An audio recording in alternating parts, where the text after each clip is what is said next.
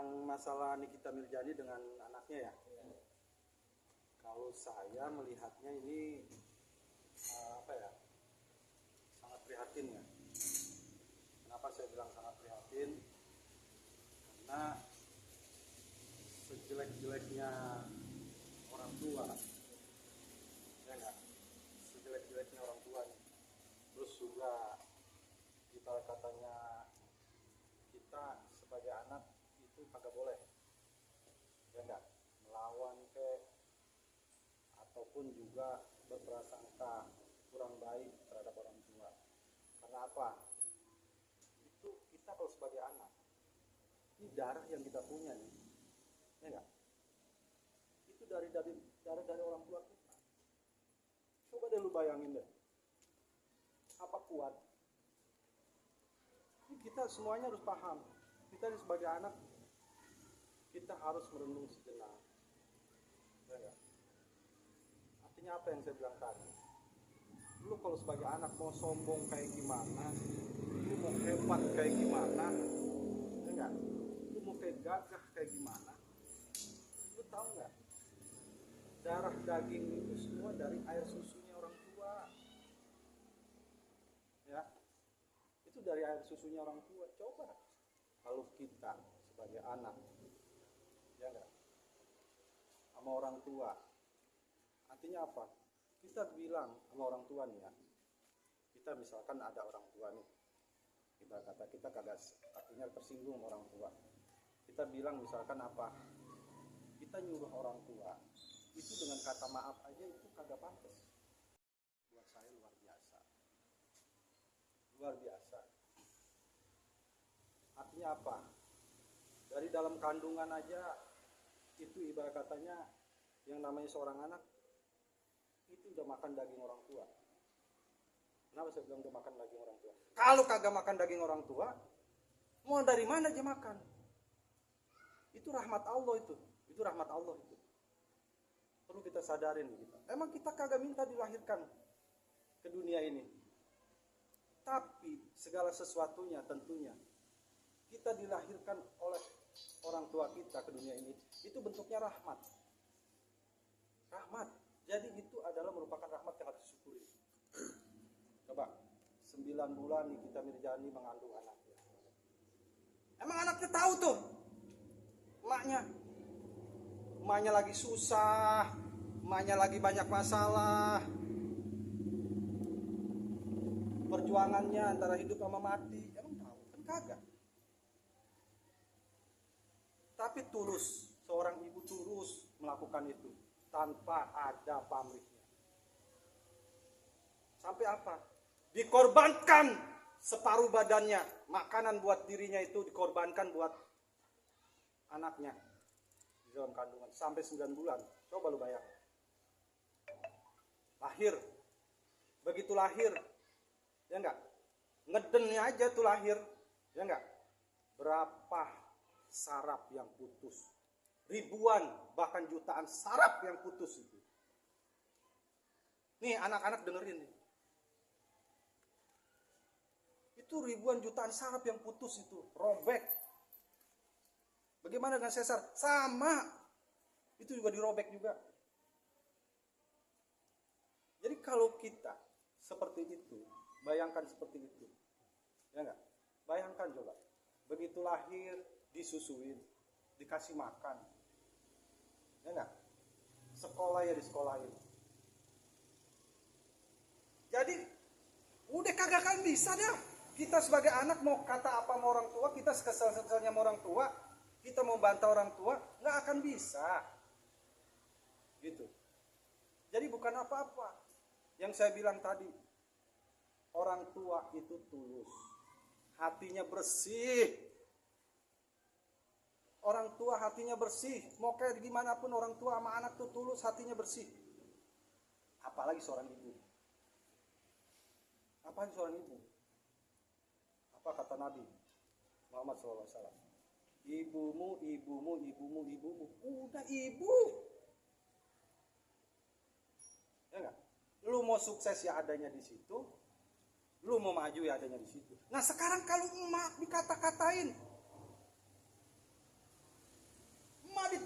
derajatnya di depan orang banyak. Coba. Ya enggak? Artinya apa istilahnya yang saya bilang tadi? Kalau sudah begitu, prihatin. Coba apa salahnya anak, mak minta maaf ya.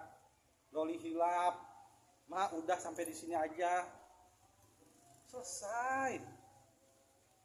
Ini perlu pada tahu juga ya, buat semuanya.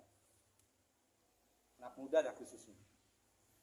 Kalau orang tua lu bentak, sakit hatinya, kecewa hatinya, sampai dia nangis mengeluarkan air mata karena kecewa disakitin sama anaknya, sampai dia nangis setetes pun dia mengeluarkan air mata, laksana api.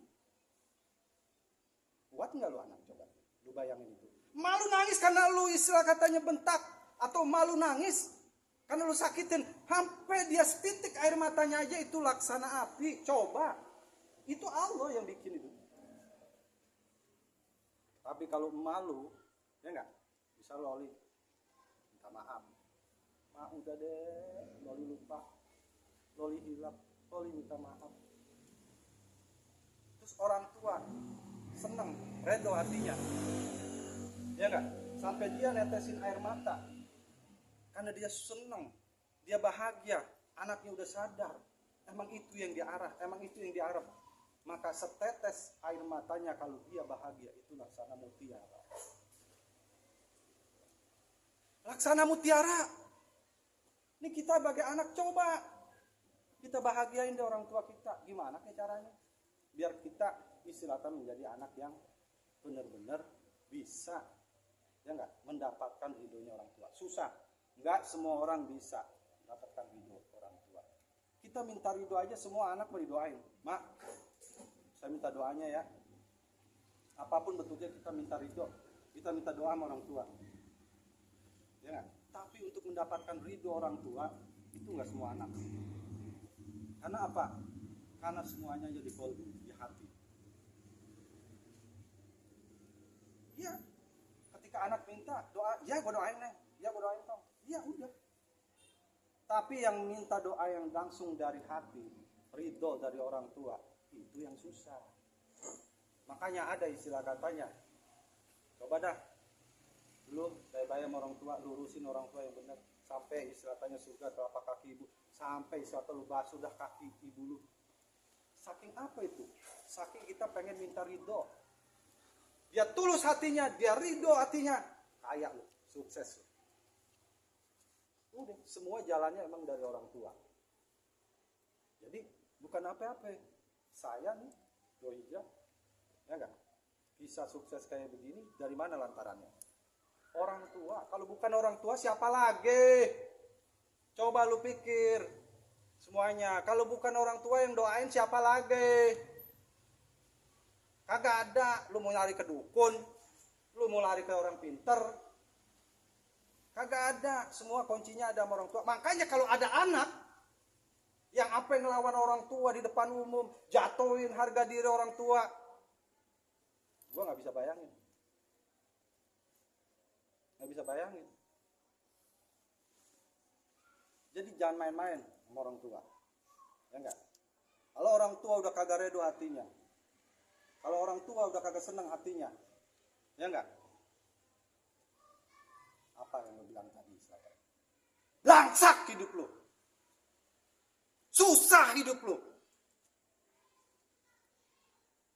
Kok bisa belangsak, bisa susah?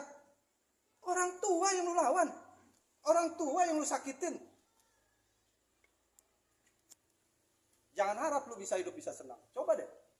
Mana ada sejarahnya orang yang melawan sama orang tua, mana ada sejarahnya orang yang enggak diridhoin orang tua, yang nyakitin orang tua, hidupnya senang, kagak ada. Ini kita nih udah bikin susah sama orang tua kita nih. Kita udah bikin sakit hati. Itu kita minta maaf aja. Iya emang pasti maafin, semua orang tua pasti maafin. Iya gua maafin. Tapi dalam hatinya buat minta ridhonya masih mengganjal sedikit pun nggak akan bisa. Makanya hikmah dari ini semua, ya enggak? Saya istilahnya sangat prihatin. Karena apa? Saya sering tuh edukasi di TikTok saya tuh. Apa?